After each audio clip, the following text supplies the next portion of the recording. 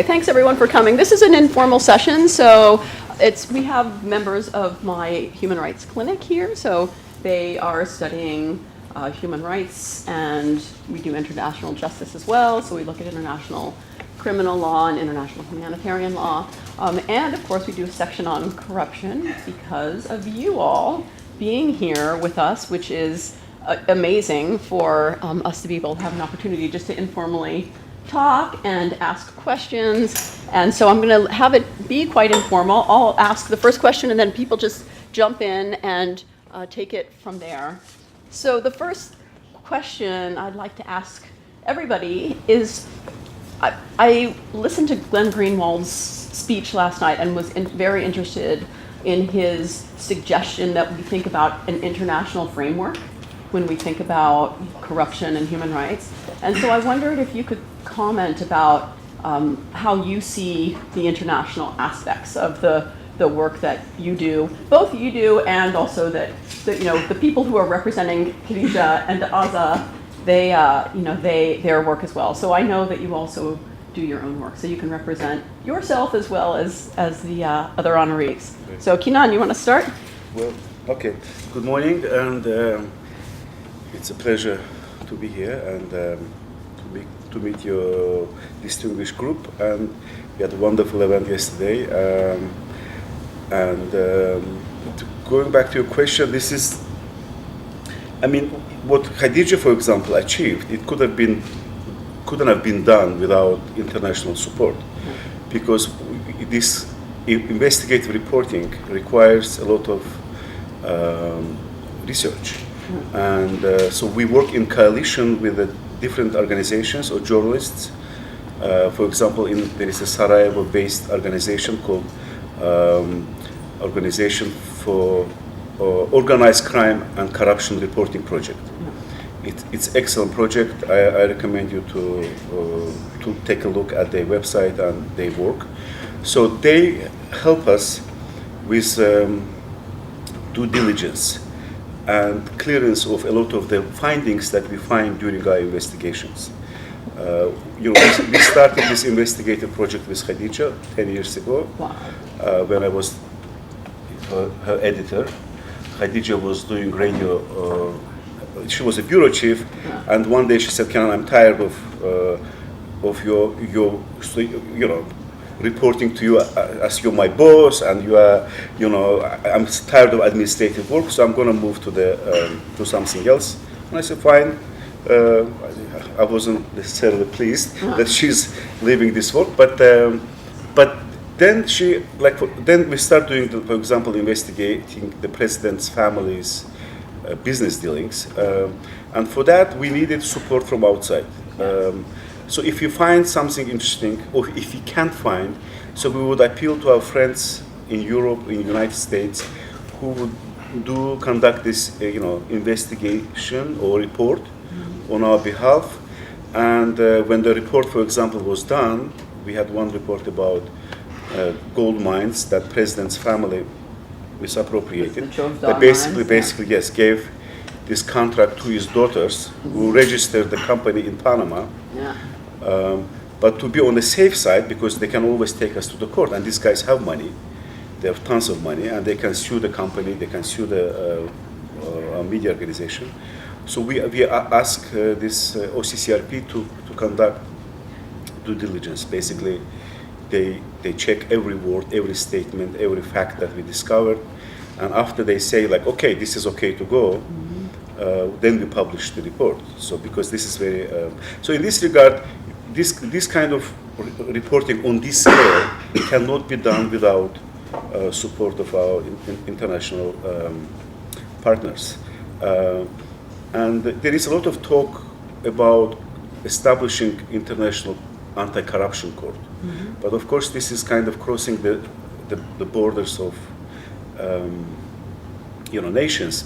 This has to be initiated probably by organizations like United Nations or Council of Europe or European Parliament, and there is a lot of resistance against that. I mean, like even now, United States is refusing to subscribe to International Court for The I believe, International Criminal Court? for criminal Yeah, court, yeah. because it doesn't want its, for example, military personnel to be persecuted by international courts. So it's a kind of it's a good idea to move in that direction, and it will require a lot of political will on the sides of the governments. There were a lot of initiatives on combating corruption by United States, by the European powers, but of course countries like Azerbaijan would never subscribe to that. Right. They would never recognize the legitimacy of this court, also because they say this is our sovereign issue. But of course, corruption has huge implications on not on the lives of people, in this case in Azerbaijan, but also it has huge implications on what's happening in Europe.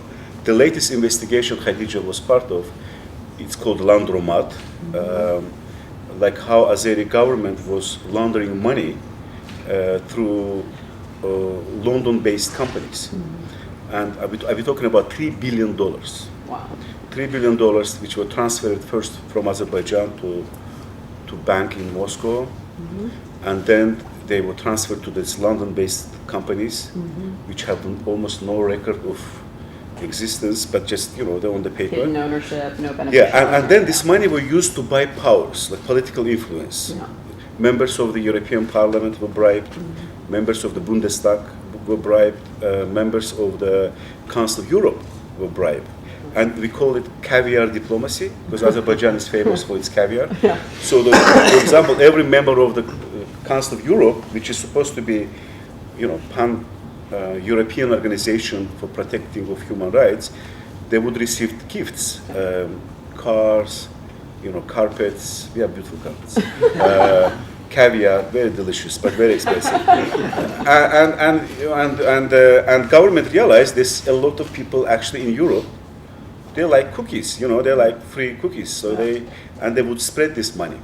So that's why now finally Council of Europe decided to act, because Azerbaijan is refusing to implement decisions of the Council of Europe, European Court for Human Rights. We have a couple of people in jail, political prisoners, and the European Court for Human Rights, for example, passed a decision that this person has to be released, and because Azerbaijan is member of the Council of Europe, it subscribes to the European, basically accepts the European Court for Human Rights, has to accept and implement them. It's kind of under jurisdiction of European Court, but the government refuses to implement them. And finally, Council of Europe is invoking, first time in 65 years of its history,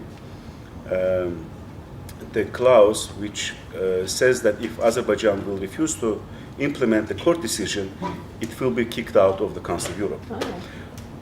Again, we'll see if it's going to happen. Yeah. But while, like for example, what they do, the court passes decision that this person has to be released, this political prisoner called Ilgar Mamedov.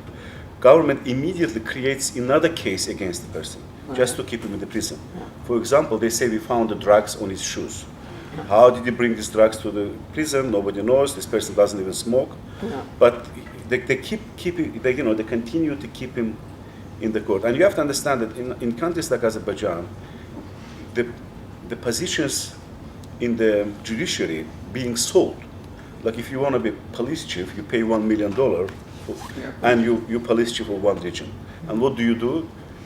You work to get this money back, and you have to bribe, the president's office, the minister of interior. So the judiciary system is so corrupt, and you cannot expect any justice from that. And any decisions, even like decision about arresting Khadija and releasing Khadija, was a political decision. So judges, they also appointed by the of course government, and they are not independent. Of course, they buy these positions. The existence is based on the fact that they have to constantly take bribes and pay bribes. So it's like when you look at the Brazil's example, you have it's not perfect, but you have at least the prosecutors who are independent and they're able to conduct independent investigation. In our case, it's now the role of journalists, like Khadija, like the Radio Free Europe, Radio Liberty, which is one of the few remaining independent outlets, to do this work. So we basically doing work what prosecutors are supposed to do. Right. We find the facts, we put on the table, the government says, so what? Yeah. Who cares? Like we, you know. So that's why, I mean, it's a good idea to internationalize this, to push for the international efforts in establishing some kind of, court of anti-corruption court, for example. But I think it's just a long way to go, because it again depends on the political will of the member states and the countries which are in trouble. Hey, we'll maybe move on, but that's, Sure. but thanks very much. I mean, it seems so complicated in Azerbaijan because the corruption is so pervasive. Yeah, complicated. But I mean, it's, every country has its own particularities, and that's, you're doing. It's a very extreme case. I mean, It is. But it's similar to what actually you see in Russia, in those area where you don't have independent judiciary. Yeah. Like only in Georgia, they conducted some reforms, and you have some kind of independence in the judiciary. But as long as you don't have that, there is very little hope that these countries will, at some point, reach, the rules of basic engagement, or rule of law. Mm-hmm. So Deltan, can you talk about the international aspects of your work, and do you agree with Glenn that we should be thinking of corruption in an international framework rather than just country by country? Sure, I totally agree. I will talk about two international dimensions of our case. The first dimension is a dimension of formal cooperation with other countries. Nowadays, money laundering has three main features. It is more and more professional. Nowadays, people are professionals in money laundering. There are people who commit the crimes, and they deliver the money for third parties who just do money laundering. That's a very interesting thing. And the second main characteristic of modern money laundering is complexity. It's more and more complex. And nowadays, the money runs around the world with the velocity of mouse clicks. And the third characteristic is specifically internationality of money laundering. In our case, just to have an idea, how many countries have you visited along your lives? 30? Nicole, maybe? 30 maybe? Yeah. How about you guys? 10, 20? 6, Yeah. Maybe They're Karwash not case. Americans, they do travel. Maybe Karwash case has already visited more countries than I will visit along my life. More than 40 countries. We have formal relations with more than 40 countries. We sent or received formal requests in investigation cooperation in relation to more than 40 countries. Only in one case related to a huge company. It was a huge construction company, the major construction company in Brazil. It bribed a lot of people in Brazil, more than 400 politicians, and but it did not stop in Brazil. It went to other countries, 11 other countries, with Brazil 12 countries, and they bribed people all around Latin America. And it's very interesting that although it paid bribes in 12 countries, they laundered money in 10 different other countries, different from the places where they paid the bribes. So you have at least 22 countries if you want to build the puzzle. If you are to have the complete landscape of what happened, you need to visit 22 countries. And it's not easy to build the puzzle when so many countries are involved. Just for you to have an idea, Switzerland has been a very, very cooperative country with our investigation. It has reached more than 1,000 accounts related to the money laundering of car wash case. More than 1,000. even though it's very cooperative, there are two different appeals that a defendant can use in Switzerland before Switzerland share the documents of the account with us. That means that they will share the documents only after 1 year. Wow. So while the defendant can move the money from Switzerland to, for example, Monaco or Luxembourg, and back to Switzerland, and back to Luxembourg, and back to Monaco in like 1-2 weeks with clicks of the mouses, we are going to have the documents of these sequential transactions after maybe 5 years. Wow. It puts the defendants much in front of us.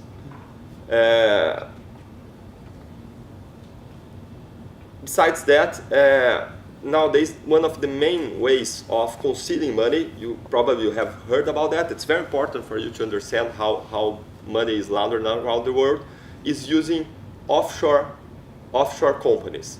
What are the offshore companies? Offshore companies basically are companies that are built, that are made in fiscal tax havens. Tax havens or financial havens, but mainly tax havens.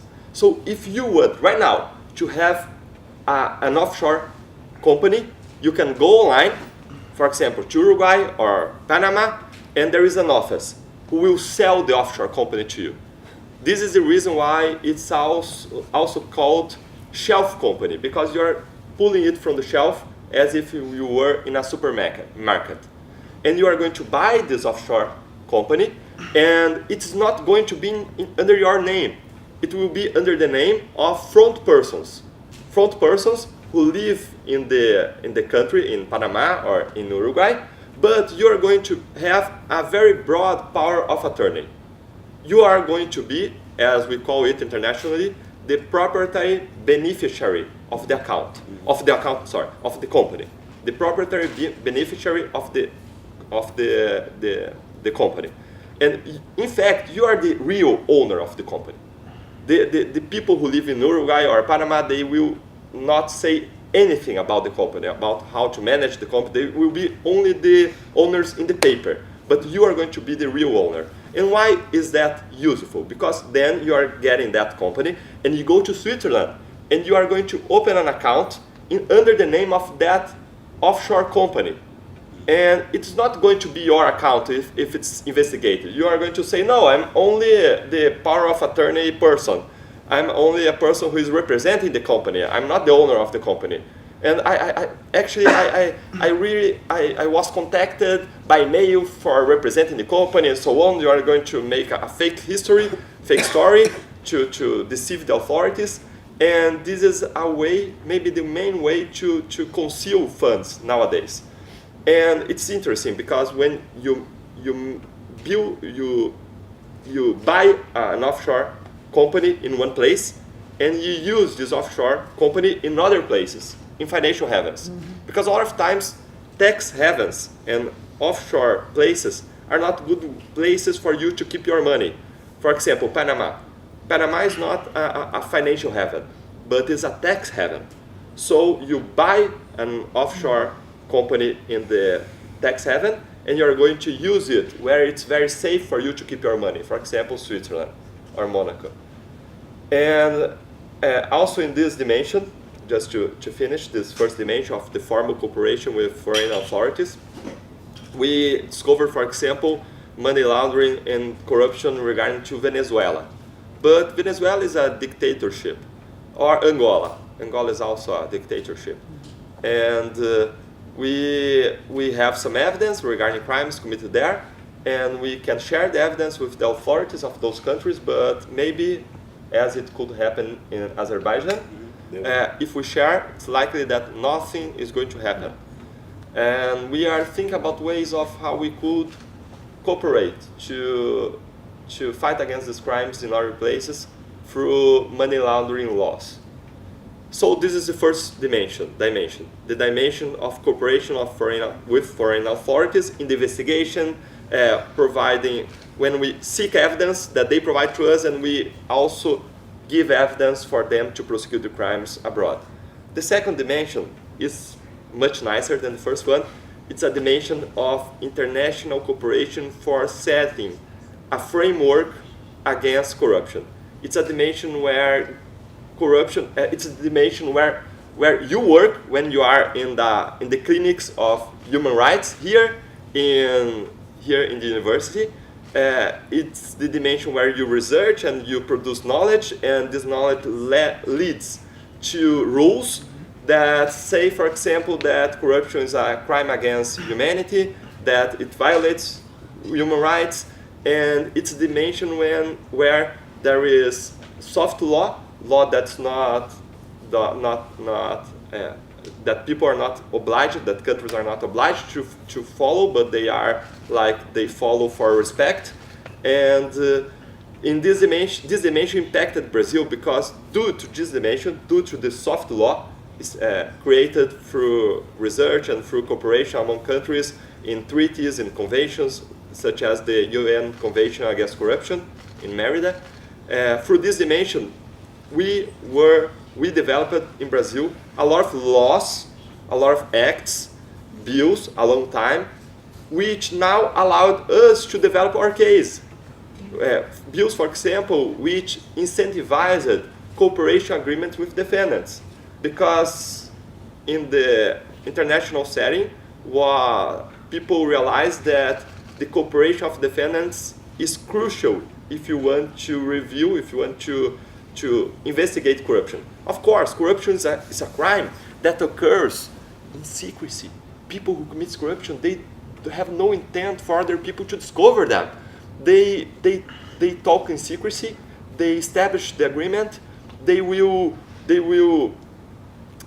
make a kind of mask on the illegitimate act that they produced, or even worse, the act that they produced may be a legal act that it was illegal only because bribes were paid. For example, when a legislator votes, is it wrong for him to vote to one side or to the other side? Of course not. He's free to vote. However, it's wrong to receive money for voting. So when you look at the acts of the legislator, it's very hard to say which act was a corrupt act. You can know only when you have the bribes paid. But even if you find the bribes paid, how can you connect the bribe to a specific act of the legislator? It's impossible without internal knowledge. So the cooperation from defendants is crucial for this kind of crime. And this was realized people realized that in the international setting, and it was established in international conventions that this is very important. And then we internalized that as a law in our country. And this allowed car wash to develop. Car wash grew so big because each defendant which wanted to cooperate and wanted their penalties to be diminished, they had to bring new facts and new evidence. And we have more than 150 cooperation agreements with defendants. And then you can understand why it grew so big. So this is the second dimension. The first dimension regarding formal cooperation with international authorities, and the second dimension regarding soft law, which influences the laws of not only Brazil, but all over the world. And when you work in a clinic, such as the Human Rights Clinic, and you talk about corruption, you are helping to build this soft law around the world. Thanks so much. So now we'll turn to Iman, and it's slightly different because it's human rights work and not anti-corruption work, but can you talk about if it's important to think about the international framework when you're conducting women's rights work in Egypt? Yeah, and I will take the essence of corruption and what is it preventing? It is preventing people from accessing something that they could have accessed otherwise. Some rights that are no longer accessible because of lack of integrity or because of corruption.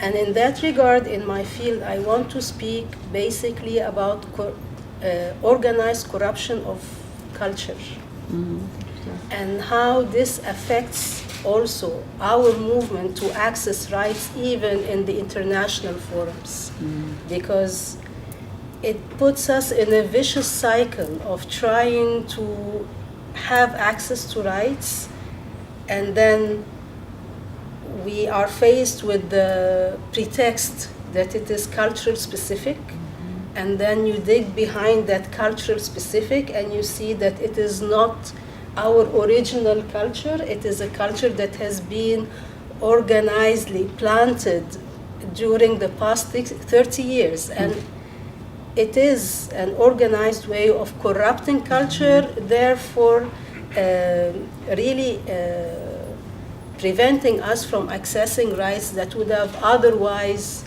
been easily accessible, and we would have been working, from not below the zero, but from elsewhere.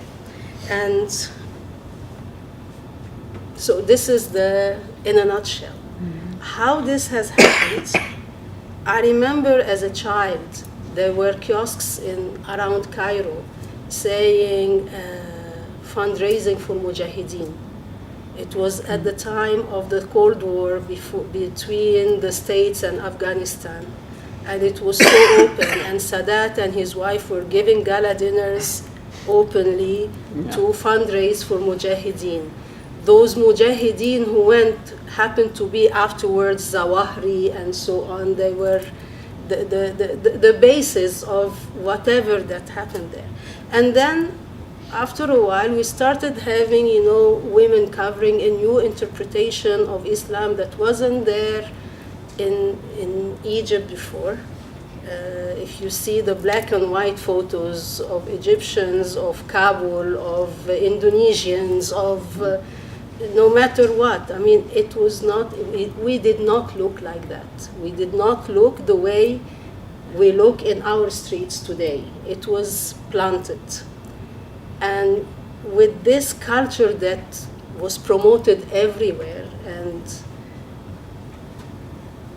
new things started to become stereotypes, new things that became cliche, that we should do this or we shouldn't do that, and so on.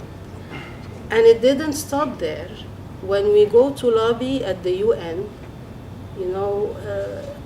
there are usually camps of countries. People who usually say no to certain rights, people who we can rely on in pushing on, and there are always fights about the final resolutions, whether it will be blocked, not blocked, and so on. And when we lobby in the corridors, I mean, we are always stopped by, well, but your country said this is culture specific. Well, for God's sake, what culture? I mean, so I don't know where this can fit in your area of study, because usually corruption is focused on some more materialistic things, but if we take it to a broader area where you can see how rights can be affected and how access to resources, access to inheritance, access to this is affected by the so-called new cultures that are planted, then Can you it corruption? tell us some of the things that Egyptian girls and women can't do, like some of the rights that are not observed? Based on the new dress code that got promoted during the past 20, 30 years, the harassment in the streets is very high now. It is not safe streets anymore for women to dress moderately. I mean, even the covered women are not very, very safe from harassment. And it has promoted the image of women as purely a sexual something, walking the street. If you are dressed nicely, even covered, but have nice colors, or you have a little bit of makeup, or... Man, could you dress like you are right now? Yes. There, today? Yes, but I always feel that the way I dress is a kind of activism. Okay. Okay, when I was, I even dress more revealing in Cairo, but I do not have to walk down the street.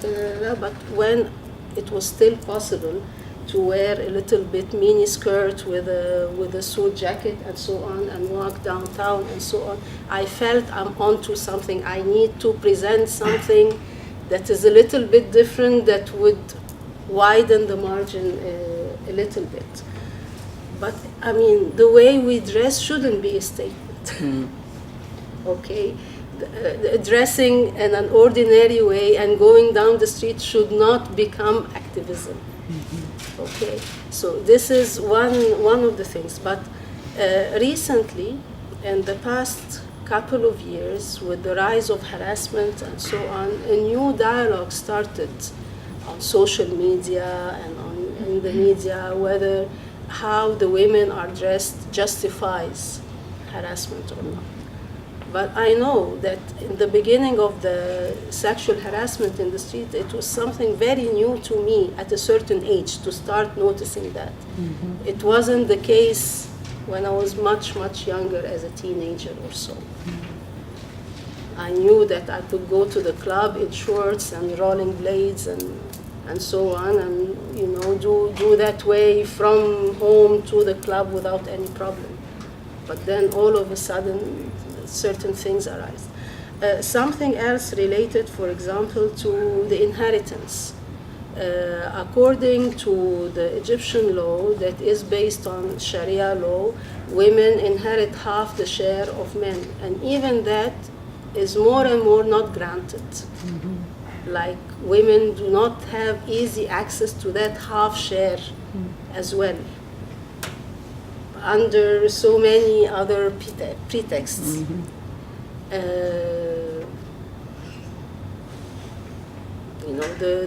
The right to divorce, the right to marry. I mean, we started doing a lot of legal changes recently in the past 10 years. But again, I mean, things were not really that tight. I mean, in my family, for example, the inheritance of my grandfather went equally to men and women. I mean, it was not really such a big fuss and a big deal like these days. So this new culture in the rise is bringing on things that were not really on the table before. Okay, thank you. I think we'll open it up and just have people go ahead, George. Yeah, sure. So my question is for the representative of Khadija. But before I begin, I should just say to the man from Brazil, now vai para golpe. You can continue to, say what you want about what you've been doing. But I think people here might agree. But back in Brazil, we'll see what you were doing. So I'm sorry, I've forgotten your name. Kenan Aliyev. Kenan Aliyev. So I was watching the video yesterday with Khadija, and I thought she said something very wise, which was that the first question an investigative journalist has to begin with is follow the money, to follow the money trail. And I know that Khadija and you yourself as well are working for Radio Free Europe, and Khadija was working for Voice of America before. And so these are organizations, global organizations funded by the United States government. And so to apply Khadija's sort of wisdom and say, let's follow the money. I mean, if the United States government is funding, say, Radio Free Europe, and you're working for Radio Free Europe, you're being funded by the United States government. And as much as clearly the Azerbaijani government and president is very corrupt, the United States government never seems to have a problem with corrupt regimes. In fact, its strongest allies tend to be the most corrupt authoritarian countries throughout the world.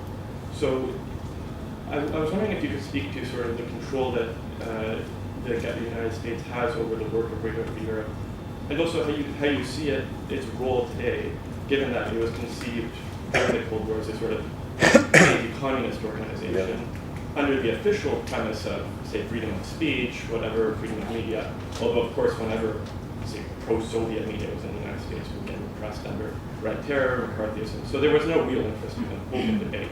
That was really about power politics. But now that, for example, we see NATO, it was conceived in the Cold War as well, but it's taken on a new role as a sort of collective imperialist tool.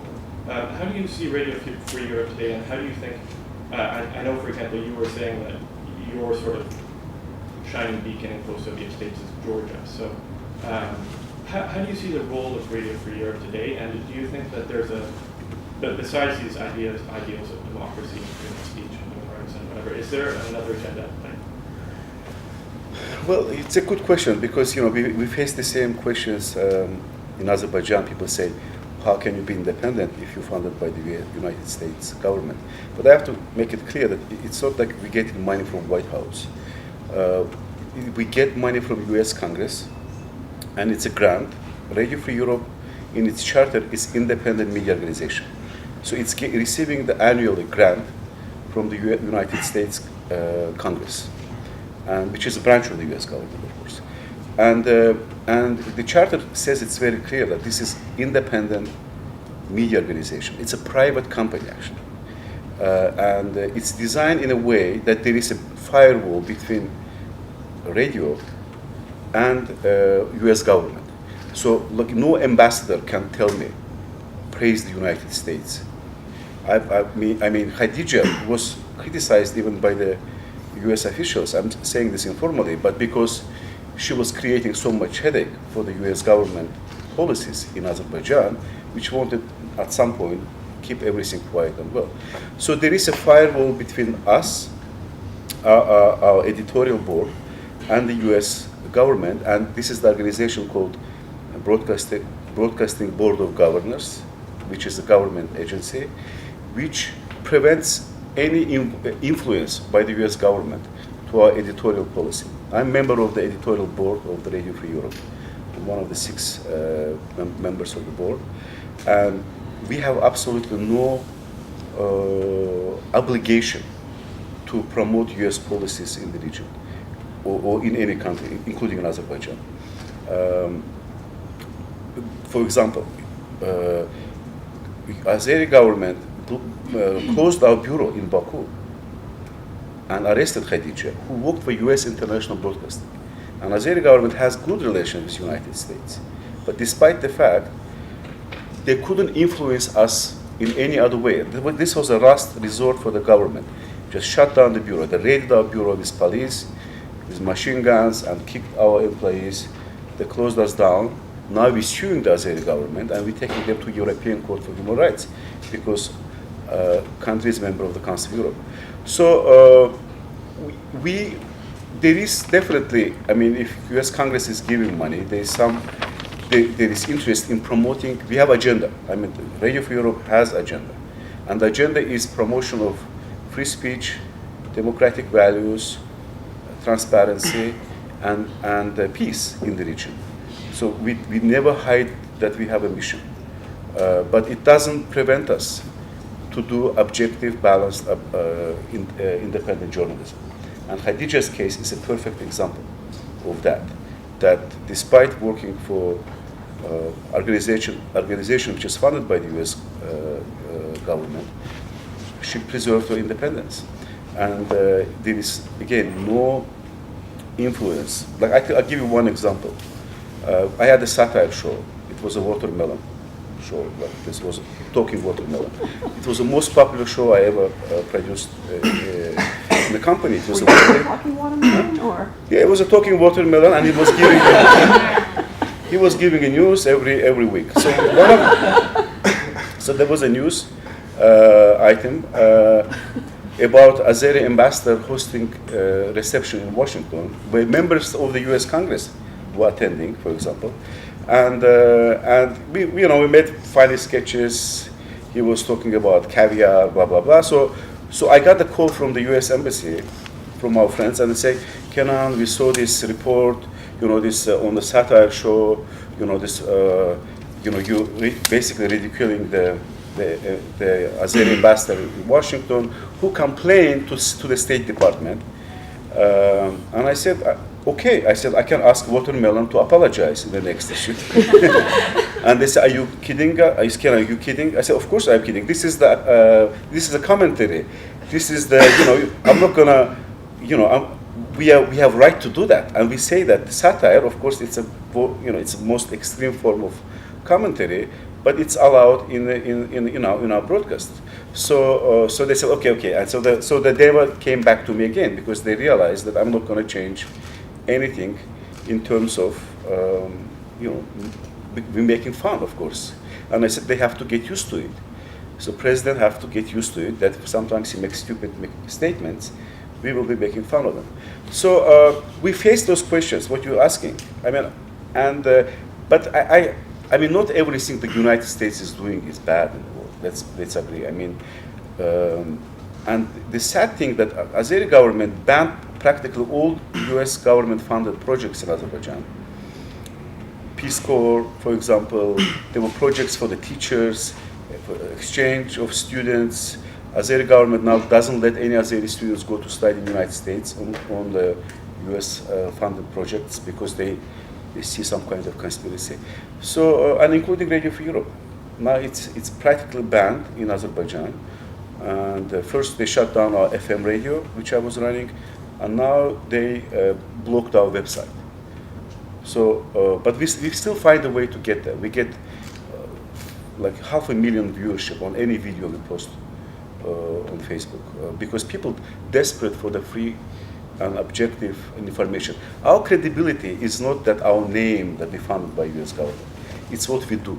And people who work for our radio, they're very much people like me. I mean, they're local, they speak the language, they want to work for the independent media. I wouldn't work for the Radio for Europe if I knew that I have to please any government interest there, except that being professional, balanced, objective journalist. So it's a tricky question, and our mission is not accomplished. I mean, yes, it was a product of the Cold War. I grew up listening to Radio Liberty. Like I was 18 and I was trying to find on the shortwaves. Never imagined that I will end up working there. Now I do, and it's very much needed because there is no independent media in Azerbaijan, and that's what government wants to do. No Azeri media would do what we did because they will be immediately harassed, attacked, and even in our case, despite being American-funded organization, Khadija ended up in jail, and U.S. government couldn't let her get her out. So we had to lobby the Congress. Now Congress is passing a resolution, I think it's in coming weeks, which will impose sanctions, and Khadija's name is prominently in that resolution. Sanctions against Azeri officials who are committing human rights violations. So it's like the Sergei Magnitsky Act. It's now we call it Khadija Act because and it's going to happen. And the government is very afraid because they have good relations with the United States. And once this bill is passed, it's very hard to repeal it. Because how are you going to explain? Either they have to let the political prisoners go, or they have to face sanctions. And this comes to the question of how we influence. And that's why independent media is so important. And now it's like last remaining island of freedom in Azerbaijan. BBC, Radio for Europe, in some extent Voice of America, and some small organizations who are still fighting because political parties are banned, there is no freedom of assembly, nothing. So we just only remaining outlets, and thank God we have social media. It's not banned yet in Azerbaijan, so we have access to audience.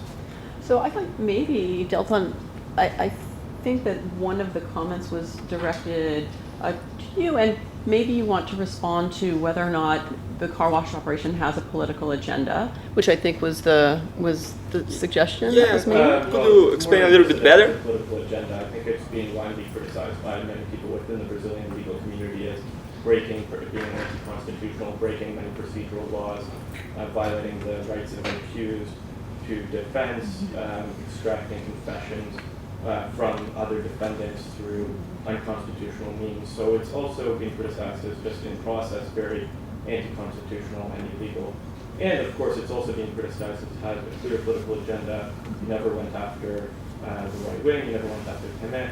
You solely went after the few people in Brazil who have actually stood up for the truly marginalized and oppressed with a clear political agenda against people like Lula. And you've basically very closely connected, of course, to, for example, Moro is very connected, the senior judge in your prosecutor team is very connected to people like Temer on the right wing of the PMSDB, opposite right-wing party that's now taken power through an undemocratic constitutional coup that is being widely condemned throughout the continent. Okay. So, I'm just wondering, are you okay with knowing that Temer has now legalized, for example, conversion therapy against gays, or that he has just put forward a labor law that has, widely just destroyed rights that Brazilians have been enjoying for decades? Okay, can you make it a question and keep it short so Deltan has the opportunity to respond? I could make some comments on what you just said. I think that you have had access to a very sided point of view. I would give you some information so that you can form your opinion in a maybe more balanced way. The first comment that you made is related to possible kinds of abuses that the operation could have committed. And in Brazil, we have 4 instances of justice. I work in the first instance. Each act and each decision is reviewed by 3 different instances, 3 different Like and appeal very levels. independent courts. So whatever we do, there is an appellate court, then there is another court, then there is the Supreme Court. And each court can be reached through habeas corpus to discuss not only the arrest of a person, but also any kind of illicit evidence or argument regarding possible illicit evidences.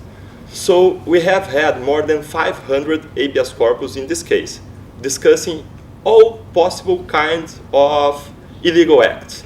And they were not made by very poor people, to the contrary. They were made by the more affluent defendants and by the most prestigious lawyers.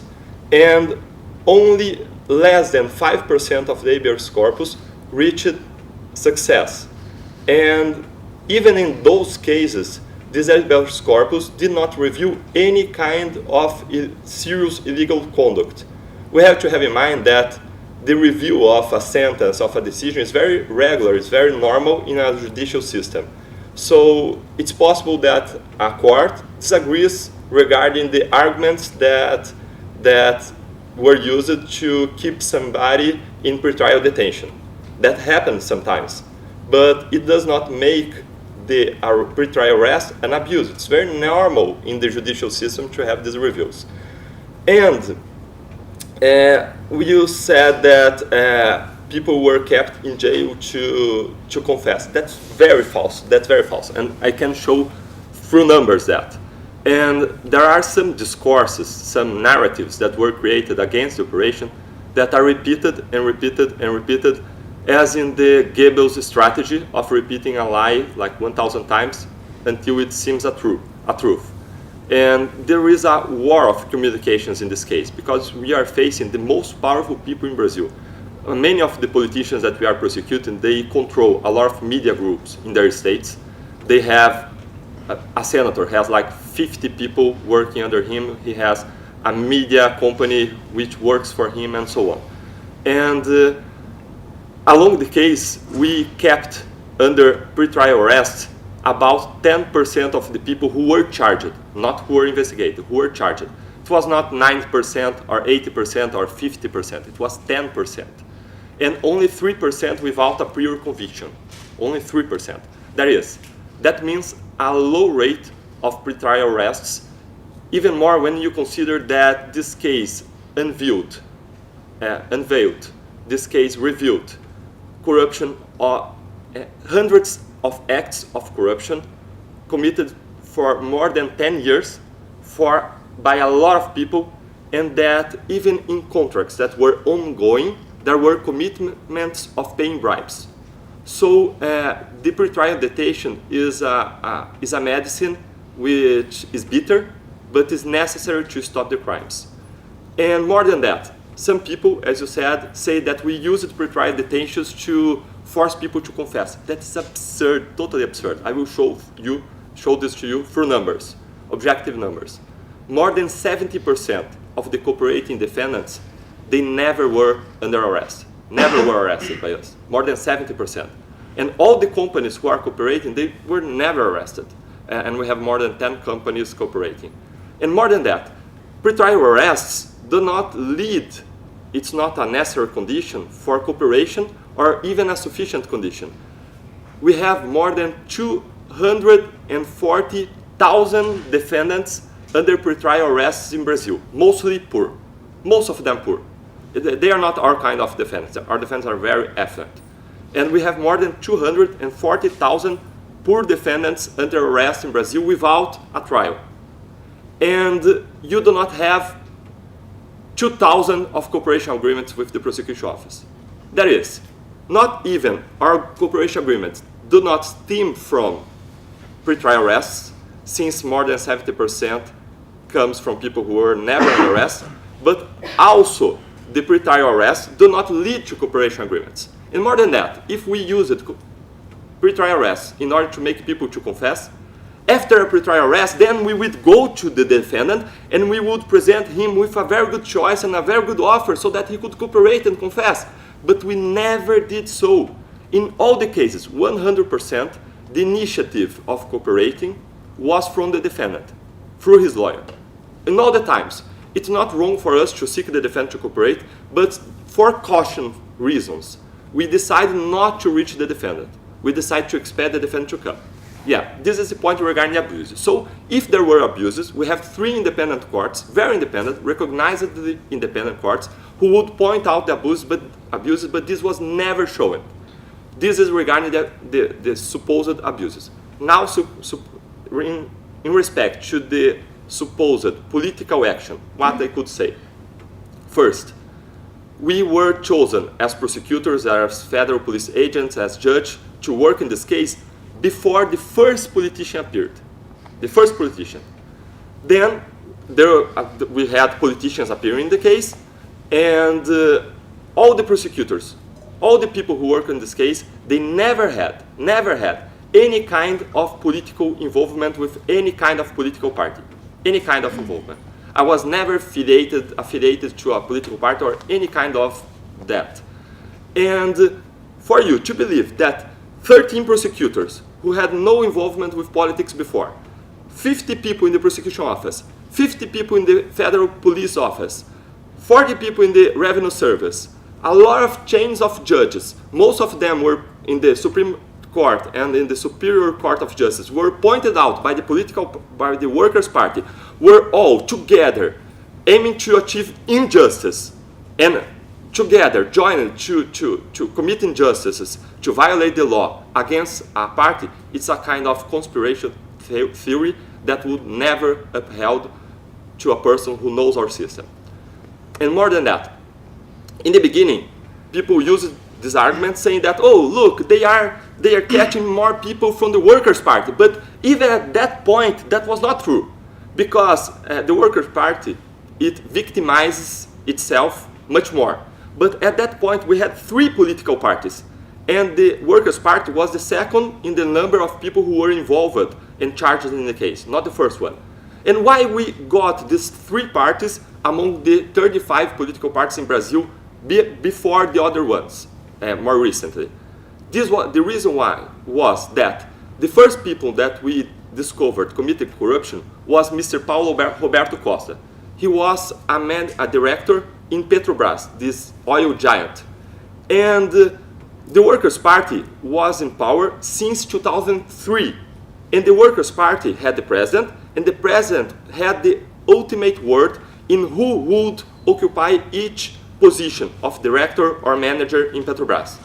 And then we began our investigation, this guy, and we reached other 2 guys who were very corrupt and were directors of other fields of Petrobras.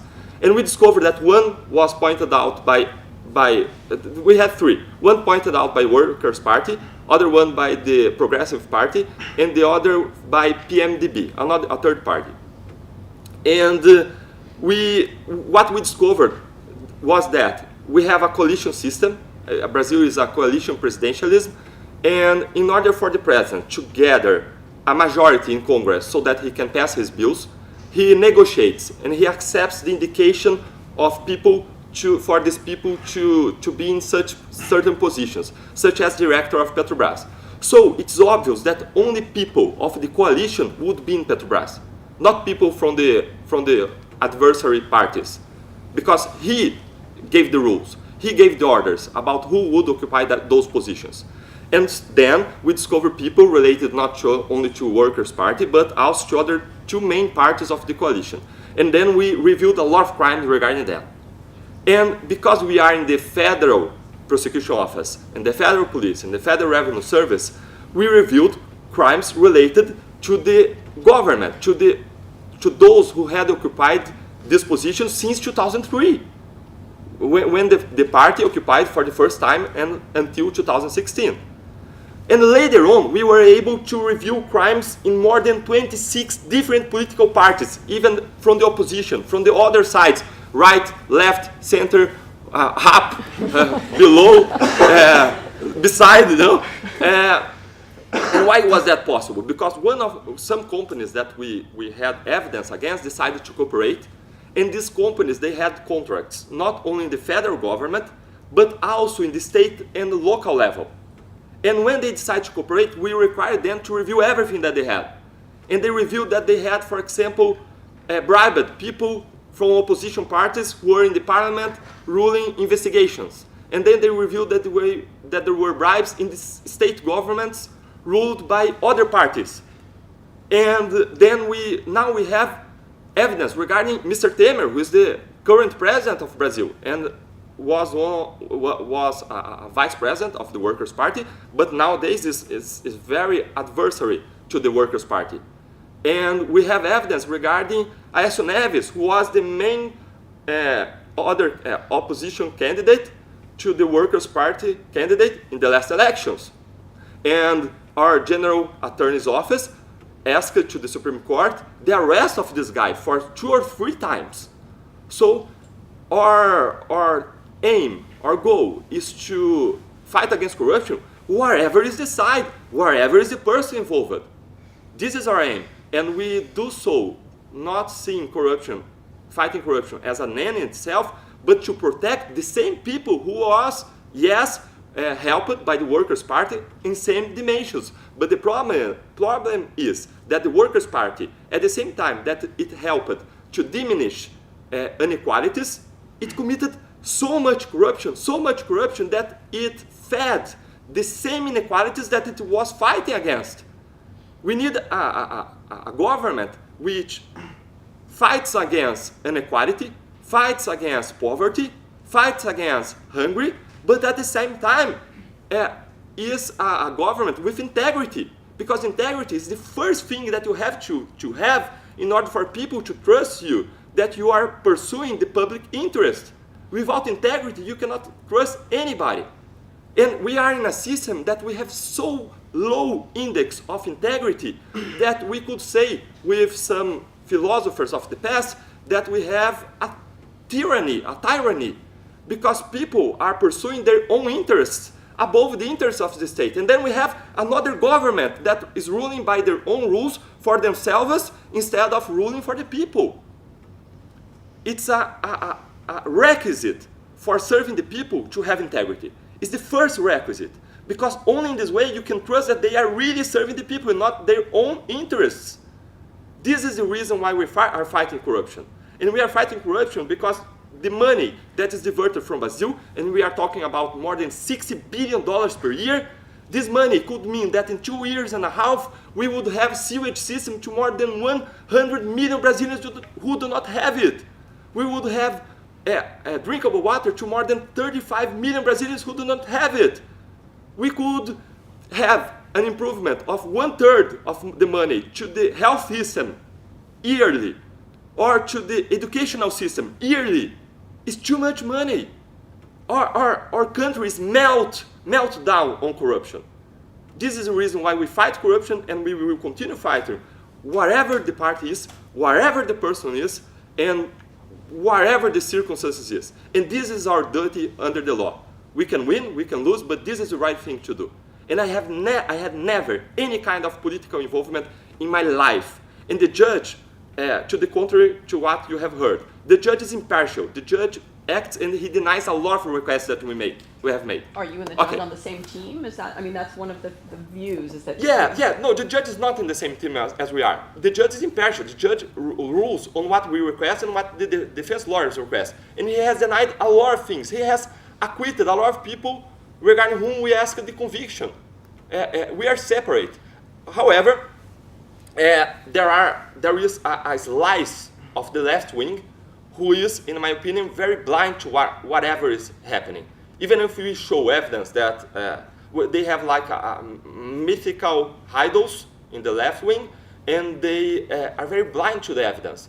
Or maybe they think, and I have heard this from some left wing guys, they think that if along history, people robbed for the rich, now they robbed for the poor, and this would be justifiable. I think that you cannot steal neither for the rich Robin Hood. nor for the poor. Robin Hood. Yeah, you have to abide to the rules, and you have to build a government which will diminish inequality, which will diminish famine, which will work for all the people, but with integrity. This is my first assumption, that you have to have integrity. So you would say, Oh, I think we should move on to, yeah, different question. Okay, yeah, go ahead. May I? Yes, please. My question is to Delton, to Brazil. In Brazil, we should have corrupt make law against corruption. So can you tell us about this of the 10 measures? Sure, Uh, sure. Do you Sure. want to ask it in Portuguese? No, No, you I got- you got understood. it? Okay, yeah, I got it. Yeah. We are putting people in jail, but this is not enough against corruption. Systemic corruption can be compared to a barrel of rotten apples. It's not enough to take out the rotten apples. You have to change the conditions of temperature, light, humidity, and so on that makes the apple rotten or rottening all the time. So we are very conscious that car wash case is only the first step against corruption in Brazil. We have to give other steps. We have a long way to go. And we need to change the conditions which incentivizes so much corruption in Brazil. In order to do so, and combining this idea, this principle, with our knowledge and our experience, we proposed 10 bills of law against corruption in Brazil. They were called the 10 measures against corruption. We took advantage of the case and the visibility of the case in order to give back to our society some benefits regarding the diminishing the levels of corruption in Brazil. And we advocated these 10 proposals, and we were able to gather the support of more than 2 million people through their signatures. And their signatures made us able to propose these bills in Parliament as a kind of popular bills. This made the bills run faster in the Parliament, and along 2016, it ran through the year, and a commission of 30 federal deputies analyzed the proposals, and they approved almost all the proposals unanimously. However, then the proposals went to the plenary, to the board, to the full board of the lower chamber in Brazil. And in the day after a tragedy, while Brazil was mourning the air crash of a soccer team accident, in the middle of the night, our congressmen decided to analyze the proposals, and they destroyed it. And instead of approving the anti-corruption bills, they approved a bill which fosters corruption, which aimed at tying the investigations, which aimed at obstructing the investigations. You know that a lot of times in your lives, you're not going to decide what's going to happen. A lot of times. But you are the one who decides what you do before what happens in your life. I will repeat, a lot of times in life, you're not going to decide what is going to happen in your life. And it can be a frustration. It can bring frustration to you. But you are the only person who is going to decide what you are going to do before the frustration. You can use it to destroy in your life, or you can use it to build it. And we decided not to give up, even though our Congress destroyed the bills. And when we read a very famous author on corruption, his name is Bo Rothstein. He is a Swedish guy. And he says that a corrupt Congress will not approve an anti-corruption bill for 2 reasons. First, because they will lose the benefits that stems from corruption, that they have from corruption. And second, because they would run the risk of being punished. And now we can understand what happened with the 10 proposals against corruption. And now the idea is, if the Congress that we have is not going to approve significant measures against corruption, let's put in our Congress those who are going to approve them. And we are going to have elections in 2018. And civil society entities are working to build a new project, much bigger than the 10 proposals, in the sense that it's not only going to change the judicial system so that it can apply to everybody, even rich people, powerful people, but it's going to apply also to the market, also to compliance rules, also to transparency, also to bidding rules, and so on. And I have heard of civil society entities who are working on a huge anti-corruption campaign in 2018. They are planning a huge anti-corruption campaign in which they are going to ask our people to vote only in candidates who are committed to approve this bill, this super anti-corruption bill.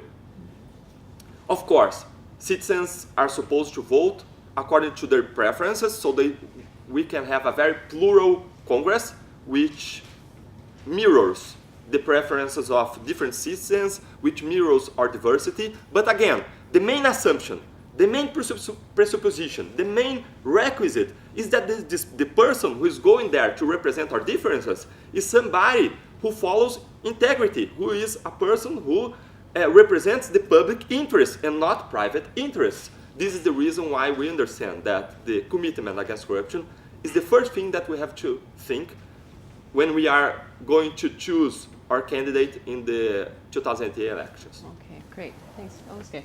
I have a question for Kenan and Iman. So actually I moved to Vancouver 1 year ago from Istanbul, Turkey. And then the reason why I made the move was mostly because I wanted to wear what I want on the street, go to whatever neighborhood I want, and express my opinion without facing persecution. And I thought that it was not fair for other people to have that freedom elsewhere, like in Canada, like in the US, but I didn't have that freedom back in Turkey. So I was wondering what motivates you to stay in your countries and do the work that you're doing. What's your motivation to be in a, I think, worse condition than other people, but still go on fighting for your rights? Sorry, we should have had some.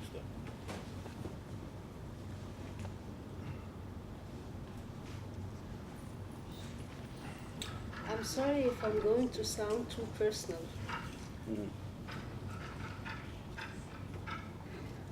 But I come from a line of women.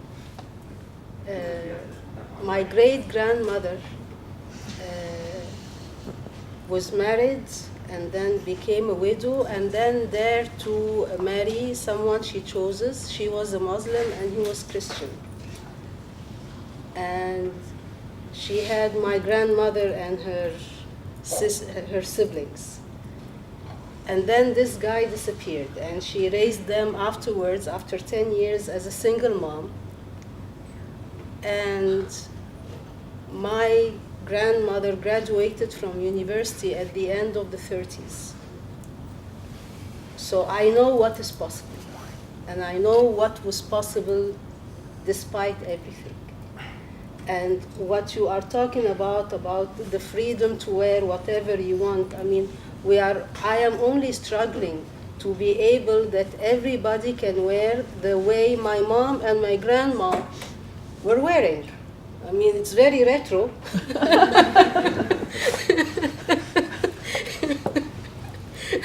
I mean, seeing old photos of how our streets look like and seeing family photos, even in the villages and so on, every traditional dress had a kind of head cover. But I mean, the peasants had the head cover with their tresses, long tresses, visible, and so on. And part of my family who come from the village, I also see the mayor, who is a great second cousin or so, and his wife, and she's not covered, and his girls were elegantly dressed and everything. I mean, it's a very retro agenda that we're trying to forward there. So, I mean, in terms of what was possible, the freedoms that women could obtain is there in the blood. I mean, I'm not trying to westernize. I'm not trying to import another culture. I mean, for God's sake, I just want what we used to have. And then once we have it, we can build further on that. But we are starting from the below the zero now because we have lost a lot. And it's important for you to be in Egypt for the, Yeah, I for the mean, fight. it is important. I mean, so many people who are thriving for, to live the life easily and so on applied. I have so many friends who have either immigrated or applied to immigration or are going on in the process. We haven't filled out any of that, neither me or my husband. I mean, we said we're staying until we're kicked out. I will respond. I go back and forth, so because our operation is based in Prague, but I will talk about Khadija because I asked the same question to her. Before she was arrested, we got information from reliable sources that she will be arrested if she goes back, and she was in Strasbourg at the session of the Council of Europe. And so everybody started calling, Khadija, don't go back, you will be arrested, we have this information. And then they start calling me because I was her editor. So Kenan, you can influence her, tell her not to go back. She's going to jail. And I know Khadija, and I said, you're going to jail, you know that. She said, yeah, I know. We were exchanging on Facebook. And I said, so maybe you shouldn't go. And she said, no, Kenan, if I don't go, that will be a message to everybody else that government won. So they basically, we're afraid to go back to our own country, and this is maybe exactly what government wants. And she always goes against the mainstream. Like basically, Khadija's even thinking, like even what I said yesterday, she was singing in the prison every day, opera, and she has actually a good voice. Why? Because she told the government, you cannot silence me, that's my right, I'm singing in my cell, annoying you, and the guards hated that, but it's basically not following what government wants you to do. So she went back, and within 2 weeks, they put her in jail. And yesterday actually was trying to say that first they came with the charges that she almost drove someone to commit suicide. And I said the only person she drove to commit suicide probably was me because I was working with her, and she's not an easy person to work with, trust me. So, but I survived anyway. So but her, and even now she had the chances. Like government would be happy to make a deal. Like you leave the country, never come back. Stay, abroad, but she wouldn't go and make any deal with the government in that regard. And now they had to let her go because there was a lot of pressure. When Ali was in Washington, he promised Obama that he will let her go. There was 3 editorials. Today, actually, there is editorial in Washington Post mentioning again Khadija. And the journalist who was abducted in Georgia, Azeri journalist who lived in Georgia, government abducted the journalist. So even if you're abroad and journalist working on Azerbaijan, your government has the ways of punishing you. Even I take precautions sometimes because, you never know how they would act. It's not the government it's the gangsters. It's the gangsters which have nice suits, dressed, they have legitimacy, they have membership in UN, they have ambassadors, they have parliament, they have anti-corruption committees, but this country is run by gangsters. I mean it. It's like this is like, so. But Khadija wouldn't leave, and she wants to be example to others, and that's why I said that this award is not just it's a big deal in terms of. Like she told me yesterday, that we can demonstrate other journalists in the country that we are not just being punished, but we are also being recognized and recognized internationally. So there is also positive in what we're doing, except just daily struggle with the government or corrupt regime. But there is also reward. So we have to enjoy this moment. We are winners in this case. So, also, if everybody will leave, there will be no one who can stay and pick this fight. And that's why Khadija and many other journalists, they choose to stay and fight. Yeah, I need to add something to that. Azza Soliman was also in the same situation as Khadija. Not last March, the March before, when we first got to know that they are pressing charges against her. She was abroad, she was not in Egypt then. And we kept calling her and telling her, don't come, if you come back, you'll be put behind bars, etc., etc. And she chose to return. She chose to return, and she said, if I am to fight back, it will be from inside Egypt, even if I am in jail. And she chose to come back. So far, she has not been jailed. It is one problem after the other, but I mean, even with that, and even from the place of freedom, I mean, the internal freedom is usually very, very tempting. It's very seducing. I just would add very shortly that, when Khadija called me and said, Kenan, they sent me, basically a DVD about her private life. It was recorded, and but what government also did, and we don't talk about this very often publicly, they sent the same tape to her brother, with calculation that brother will come and kill his sister, because it's in these societies, it's conservative society, and her brother came with a knife, and thank God, it was prevented, because the first reaction, she's how come but that was government calculation. So it's and we just sometimes even like happy that she went to jail, because she said, okay, now she's safe. Seriously, because we were afraid that they will kill her. And this possibility is always on the table, because government can come with a million excuses. Blame Iran, blame Russia. They do that because the couple of journalists were killed in Azerbaijan. A couple of my friends actually were murdered, and the killers, they never found them. So that's why when she was arrested, we said, okay, thank God, now she's in the government jail, and government is responsible. And we told them that you are now responsible for your security. It's like, I think there should be a movie about Khadija. And we were talking to Amal Clooney. I think there will be a movie at some point about her. I predicted that she will win a Nobel Prize.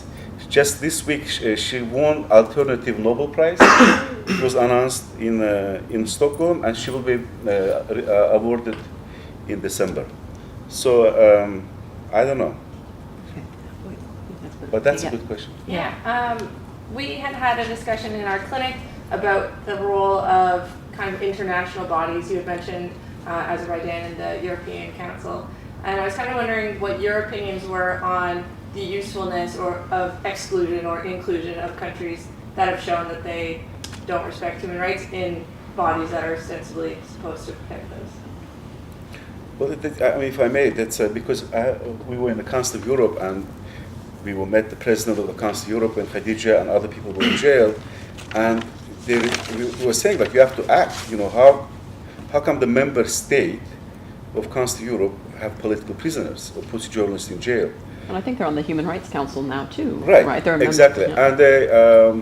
And the response was like, if we kick out the country from the Council of Europe, so basically we lose the last leverage of influencing the government, because government say, okay, I'm out, and so your European Court for Human Rights decisions don't apply to me, because European Court for Human Rights actually is really good institution, because you can still go there and get the judgment in any case where government violates your rights. So it's a yes. From one side, we are seeking the international support in terms of that. Upheld your member state to your rules, or kick them out. But it's kind of a, it's a delicate issue.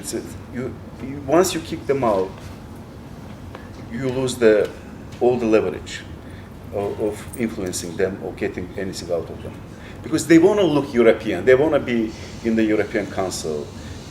They want to come to Europe and sound like a... They're looking for legitimacy. Why are they bribing the Council of Europe? Because they want legitimacy. They're bringing MPs from Europe who come to Baku and they say, this election was free. You know, they know it's not for free, it wasn't free, but they're looking at that legitimacy. Even the worst dictators, they're always looking for legitimacy, recognition.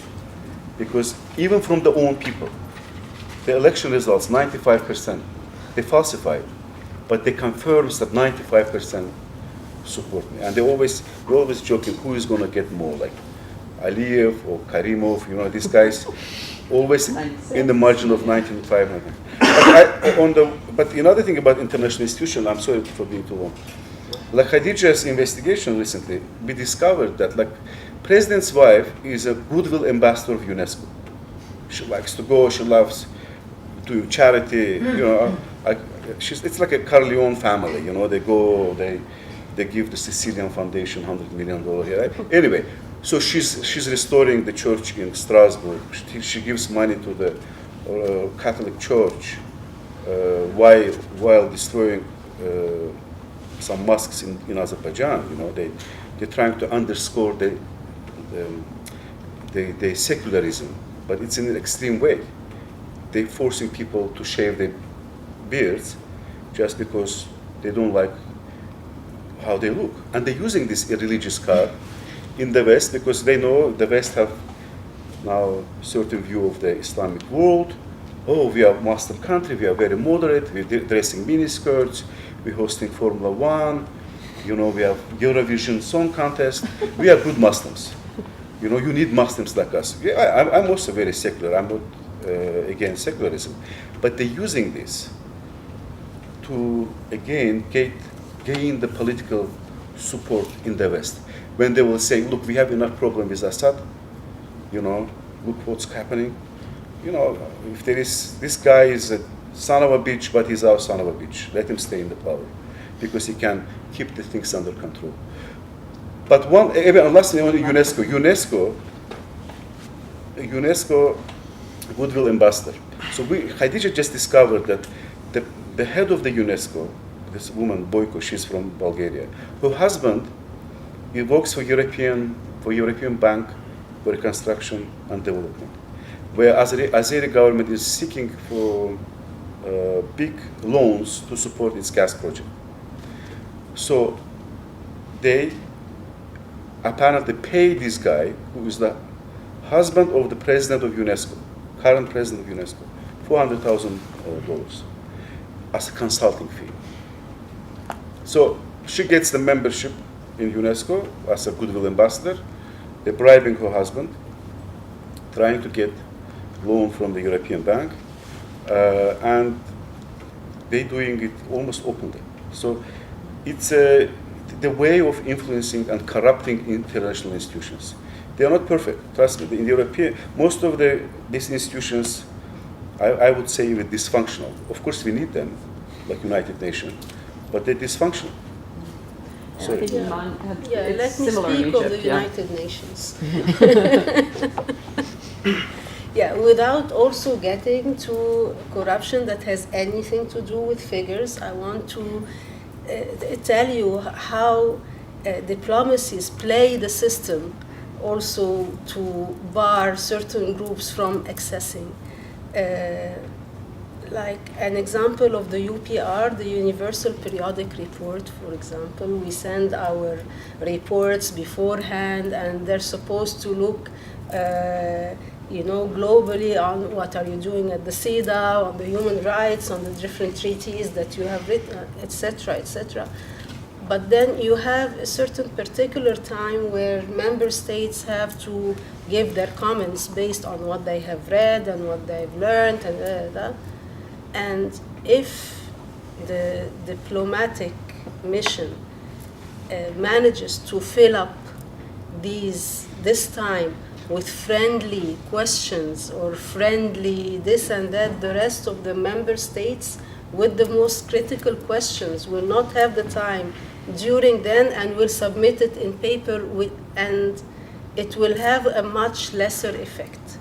And the result of that will be what will be followed up afterwards. You cannot reopen things. I mean, they kill the process at the beginning. And once this is killed, it becomes a good for nothing almost.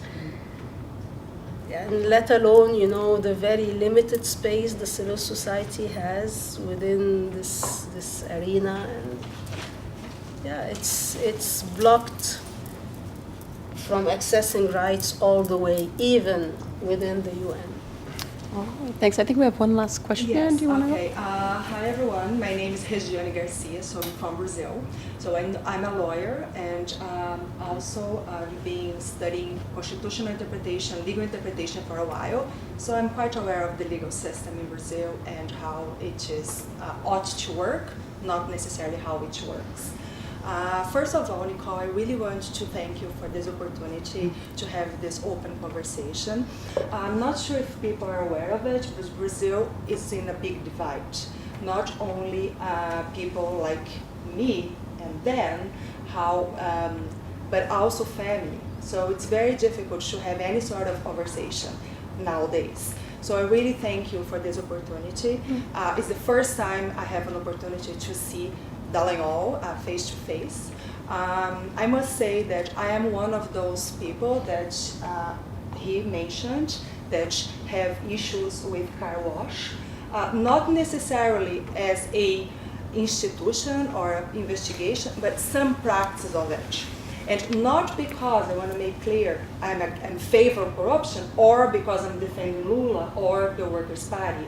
Rather, because I believe in the rule of law and I really believe in certain ways to do it. So I think Dallagnol is, first time I'm seeing you in person, like in face to face, and I really think genuinely you seem to believe in what you are doing. And I also know I imagine that might be very difficult to be in your position, standing against all these people. I had very small experience one day to try to bring something that's so common in Canada is pro bono work by law firms. And this, I think, changed now, but it used to be before against the lawyers' rules. So it was I had to face big corporate firms and lawyers and stuff. I'm sympathetic to where you stand. But I know that you are a pastor. You are not a religious man. I'm not a pastor. You're not a pastor. Okay, so that's one of the things people say, that you are a pastor. There are a lot of misfacts. And also, are you running for Senate? No. No either. Okay, so Okay, good. there are a lot of false facts So I ruling think that's a good opportunity. in internet and Yeah, but I'm assuming now. I think you are a person with integrity and also believes in this global perspective of maybe if you even defend the plea agreements, which is a sort of a transplant from a different country, the law when was. So now I want to, so I just want to say that's not fair. You say that people that criticize Lava Jato or car wash necessarily comes from this Workers' Party that has a blind side. It's not my case. I have a feeling that I know a little bit of constitutional interpretation, legal interpretation. We could even talk after that. Critical hermeneutics, and even there are many people such as Lenny Streck, Pedro Estevan, that wrote a book about very rigorous interpretation of rules that they go, and Lenny Streck has been, anyway, I imagine you know. So I think it's not fair, and I think more conversation must be fostered in order to clarify certain things and maybe see if you can come to a middle term. But talking about from a global perspective, which I think also the prize has this view, in your opinion, and in case you don't know much about Canadian Charter and how due process happens in Canada, I'm sure Professor Nicole is going to be able to help us, which is not my forte either. My thing is right to health and participatory democracy in Brazil. So forgive me, I'm not an expert either. But in your opinion, Mr. Dallagnol, does the way Lava Jato operates in Brazil would survive Canada's civil guarantees and division of powers, both core democratic principles of Canadian democracy. Then a few examples. One that's not really within the thing I believe you were involved, it's the Edu Guimarães case, right? Which is a blogger that has been Judge Moro, who is part of this operation. He seized his computers and stuff and kind of made him open up confidentiality of source, which is one freedom of the press. I believe you might agree with me that's crucial in this fight against corruption, right? So this is an example, but I guess you would say, well, this is not, I did, and you're right. My understanding is certain. No. Just a second, Okay. please. Then So try to bring it down to a Okay, question I go because to we're one over example. time a bit. Yeah. What about your opinion in terms of the fiction, the Lava Jato movie, in which show real scenes of incarcerated people and people that even have not been sentenced, and you are there in the red carpet being interviewed and eating popcorn, and in your view, this is an adequate procedure for a team of law enforcement and prosecutors fight abuse of power, and would that survive in Canada's charter? Second and Okay, last, yeah, last in one. terms of integrity, what do you have to say in terms of your colleague Carlos Lima and Barestado? And Moro pictured with Aécio, a Man of the Year, smiling. Okay. Thank you. Okay. Okay. Make some responses. Okay. As I And sorry, see- everyone, we're a little bit over, but I think it's important that we let Dalton Okay. respond. Regina, as I see, Regiane. Eugênio, as I see, I think that we would not disagree on a lot of things because a lot of your conclusions depart from totally false facts. And I will present another point of view at least so that you can maybe consider forming your opinion. As you were wrong about me being a pastor or running for Senate, I think that maybe you received different information or evidence that are also not true regarding other facts. First, regarding the blogueiro, the blog writer Eduardo Guimarães. You mentioned that he suffered like seizures or search warrants in order to reveal his source, but that's not true, totally not true. What happened in this case was that there was a leaking of information to the press. And this was the first case where confidential information under seal, was leaked, and there was no private agent involved. In a lot of cases, we have cooperation agreements with the defendants, and we have a lot of private agents involved, and then information leaks to the press, and it's very hard to say who leaked it. But in this case, it was only public agents. So the set of people was much fewer persons involved, and the federal police chief was able to find a connection between one revenue service agent and a person linked to this blog writer. And then we deepened the investigation, and we were able to discover that the source was this revenue service agent who leaked the information, confidential information, to the press.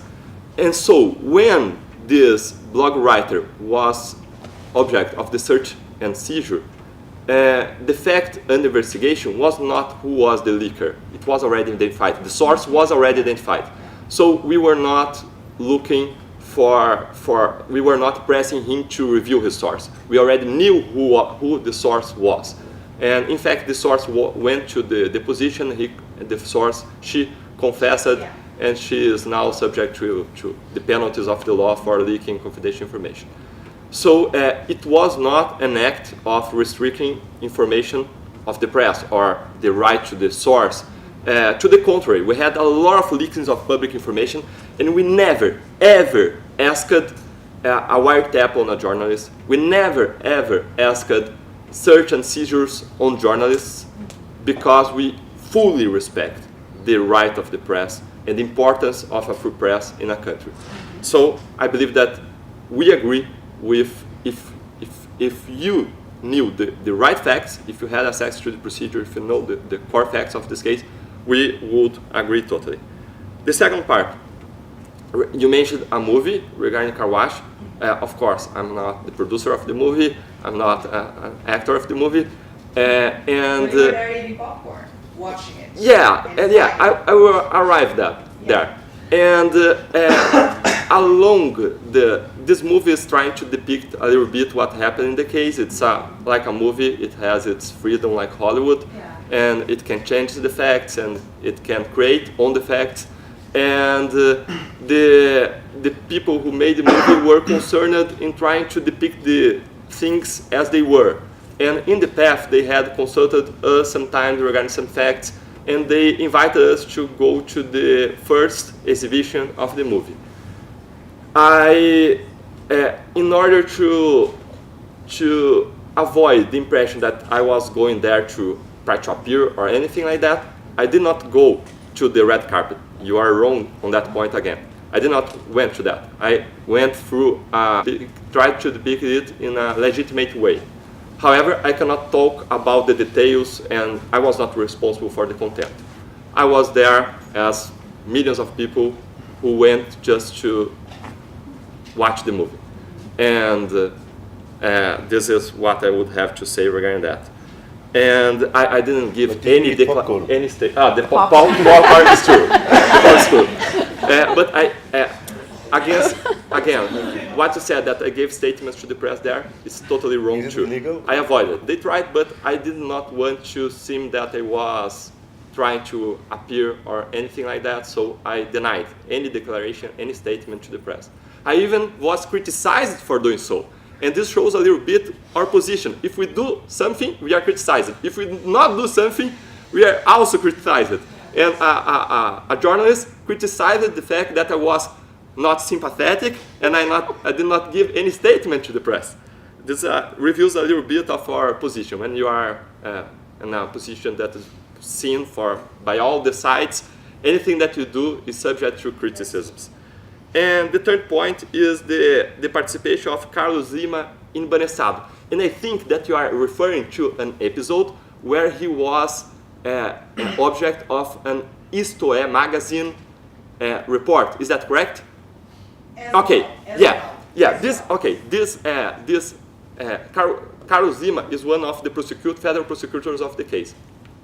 And when he was working in Banestado case, a previous case, a huge case previous to Lava Jato, he was depicted in a national magazine as somebody who had a former wife who was in one of the places of the bank in one city, and his former wife was a kind of management of accounts in one of the Banestado agencies of the bank.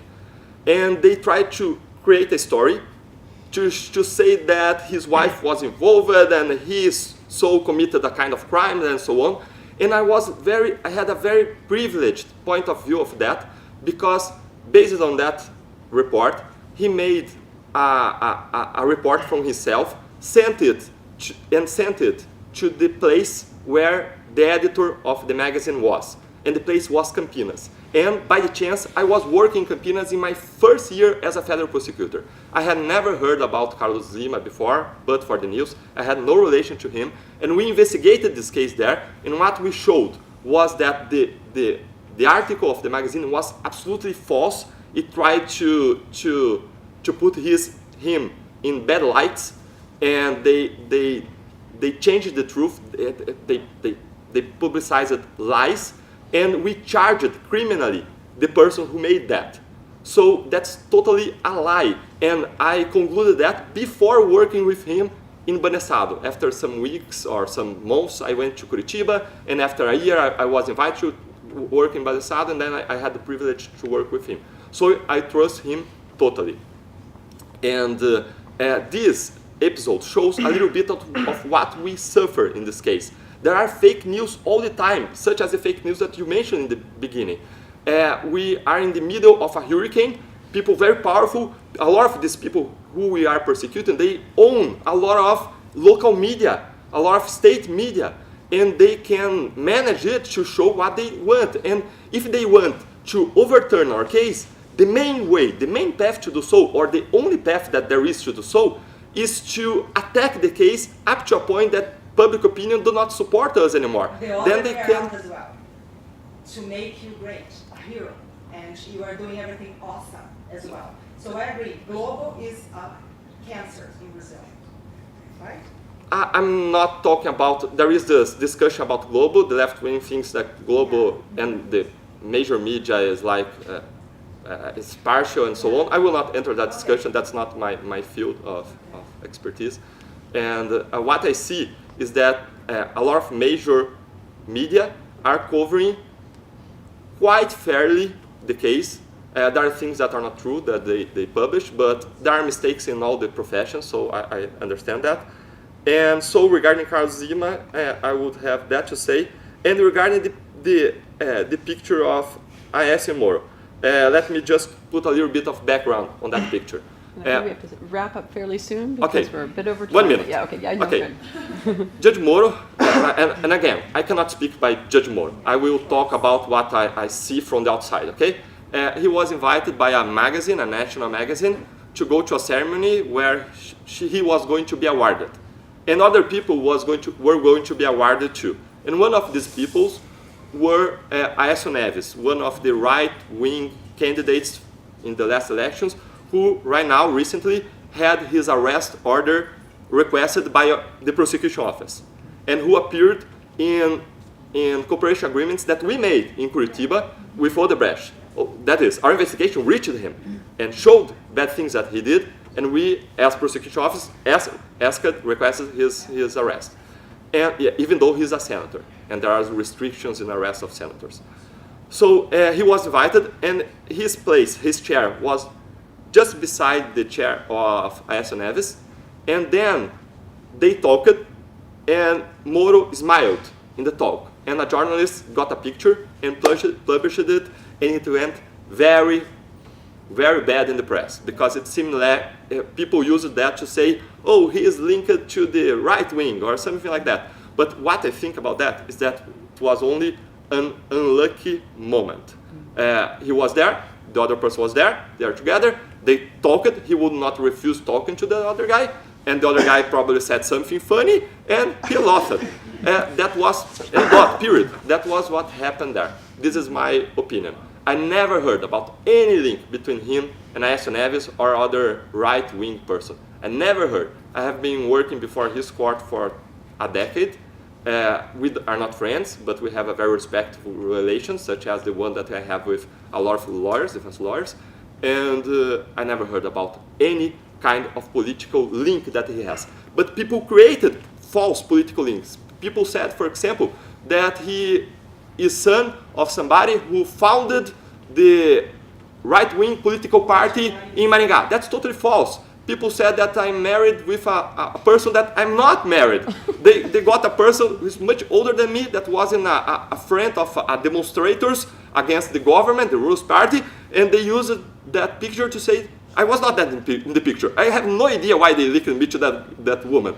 And they said, you're very active in social media, you are very active in Twitter, so you call attention to the media as well.